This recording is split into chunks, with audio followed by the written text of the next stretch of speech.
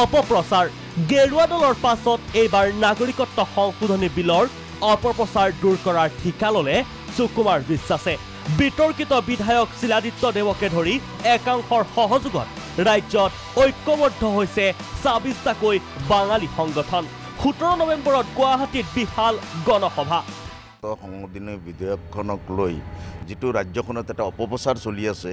সেই অপপ্ৰচাৰটো আঁতৰাই দিয়া মানুহৰ মনৰ পৰা অকল এয়াই নহয়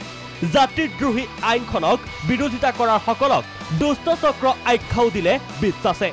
দুষ্ট চক্ৰই সদায় প্ৰচাৰ কৰি আছে যে নাগৰিকত্ব সংশোধনী বিধেয়কখন গৃহীত হ'লে বাংলাদেশৰ পৰা ২ কোটি বাঙালী হিন্দুক আনি অসমত সংস্থাপন কৰিব স্বভূমিতেই অসমীয়াক দুষ্ট আখ্যা দিয়া ২৬ বাঙালী সংগঠনৰ ১৭ নৱেম্বৰৰ গণসভাত চৰকাৰৰ পৃষ্ঠপোষকতা থকাটো নিশ্চিত কিয়নো গণসভাৰ উদ্যোক্তা নাগৰিক অধিকাৰ সুৰক্ষা সমিতিৰে জড়িত আছে গেৰুৱা দলৰ একাধিক বিধায়ক ৮৫৫ গৰাকী শ্বহীদৰ কেঁচা তেজৰ বিনিময়ত অসম চুক্তিক ঘূৰ অপমান এয়া মাজুলীত অনুষ্ঠিত বিজেপিৰ কাৰ্যনিৰ্বাহকে লোৱা সিদ্ধান্তৰ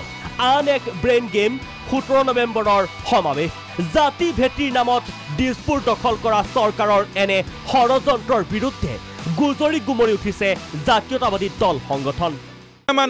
আমি নামানো ৰাজনৈতিক সুৰক্ষিত ভৱিষ্যত ৰচিম বুলি যিসকলে সপোন দেখিছে সেই সপোন নফলিয়াই অসমৰ ৰাইজে ফলিবলৈ নিদিয়ে এই কথা স্পষ্ট পুনৰ নিষ্ঠাৰ নাপাব একদম স্পষ্ট কথা নাগৰিকত্ব সংশোধনী বিধেয়কৰ পক্ষত যি সমাৱেশ পাতিব খুজিছে আমি তাৰ তীব্ৰ বিৰোধিতা কৰিছোঁ আৰু অসমত থাকি কোনো পৰ্যায়ত যাতে এনেকুৱা ধৰণৰ সমাৱেশ পাতি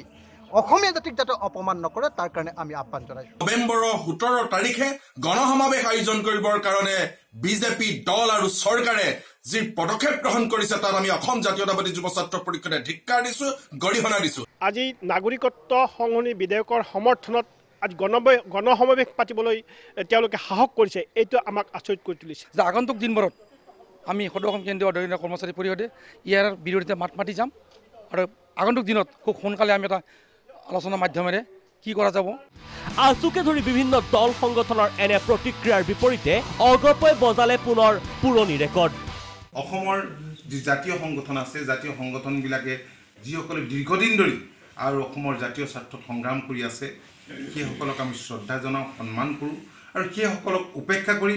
অসম গণ পৰিষদ দলে অসমত ৰাজনীতি নকৰে উল্লেখ্য যে বিগত বৰ্ষত অসমৰ সকলো স্তৰৰ জনসাধাৰণে জেপিচিৰ সন্মুখত বিলখনৰ বিৰোধিতা কৰিছিল ব্যুৰ' ৰিপৰ্ট প্ৰাগ নিউজ